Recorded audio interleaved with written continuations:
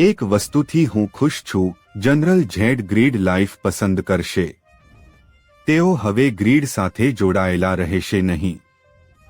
હું તમને કહું છું, 10 વર્ષમાં તમે જોશો કે માનવતાનો અડધો ભાગ ગ્રીડ કેન્દ્રિત જીવનનો ત્યાગ કરશે અને ગ્રીડ જીવન જીવવાનું શરૂ કરશે.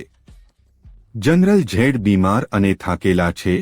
આ ઝેરી કાયદાઓથી કંટાળી ગયા છે જે કોઈને ખબર નથી કે તે શા માટે આવ્યો, તે શા માટે અસ્તિત્વમાં છે, તેની સુસંગતતા શું છે.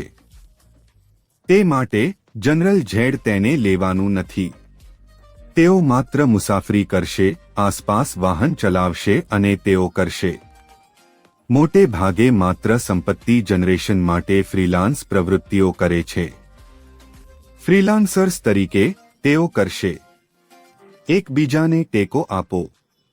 સ્ટાર્ટઅપ તરીકે દરેક વ્યક્તિ સ્ટાર્ટઅપ બનશે અને તેઓ બધા એકબીજાને ટેકો આપશે.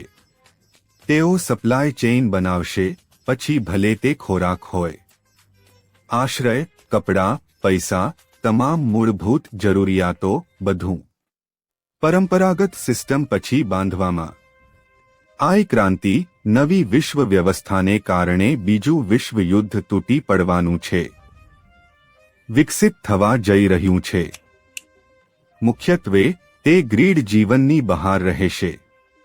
મોટા ભાગના દેશો સરહદનો વિચાર ગુમાવશે. એટલે કે કોઈપણ વ્યક્તિ કોઈપણ દેશમાં પ્રવાસ કરી શકશે. જીવો, જ્યાં સુધી તેઓ ઈચ્છે ત્યાં સુધી કામ કરો.